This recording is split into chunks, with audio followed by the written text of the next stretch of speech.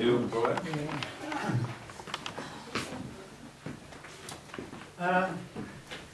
Don't try this one at home. There was a fellow that practiced yoga. He'd been at it for years, but he was finding it very difficult. And he sat there in his toga or whatever they were, contemplating his navel. And he thought to himself, with a bit of supreme concentration, I think I could rotate my navel, give it a full turn. And so he tried. He was contemplating on his navel. After 5 minutes he broke out into a sweat. But he was determined, and suddenly his navel turned just a quarter of a turn. It bucked him up a bit, so he had another try. After 5 or so minutes, his navel rotated another quarter turn. He thought, I've got it, you know. He was convinced that he'd be able to levitate himself if he could go on making progress the way he was. And anyway, he had another go. It took him about 10 minutes this time, but slowly his navel rotated. He'd done 3/4 of a turn. He thought, right, the last quarter to go. And by this time he was out of breath. He was pouring with sweat. The effort had really got to him, the mental strain. But after about 10 minutes, his navel rotated the final turn. It had done a complete revolution. But unfortunately, his nuts dropped off.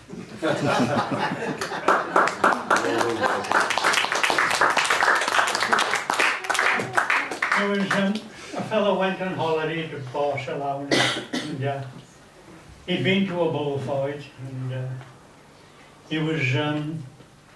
he felt a bit peckish, so he was walking round some of the back streets looking at the cafes.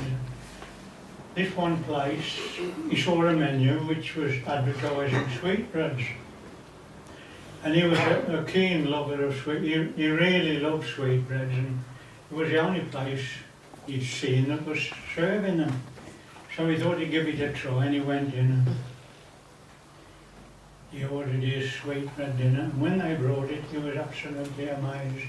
Great big pile of stuff in them, all nicely decorated.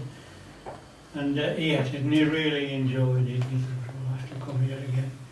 And he called the manager over, gave a big tip and said, I'm really impressed with the meal you put on.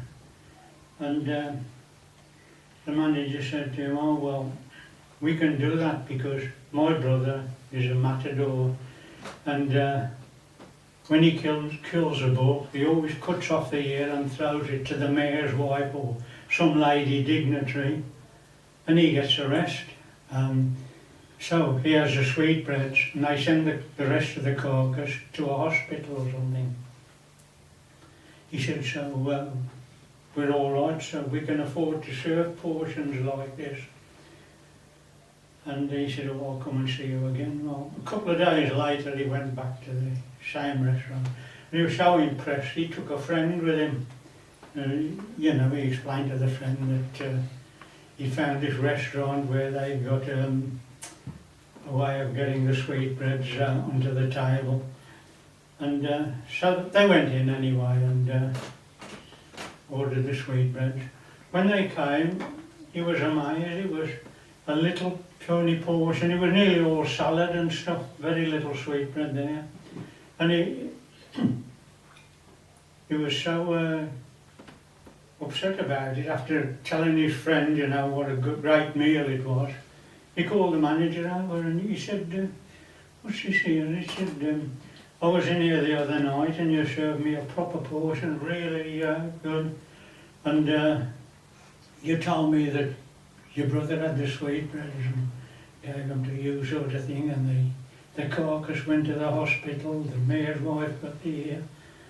And he said, yes, that's true, senor. He said, but sometimes the bull wins.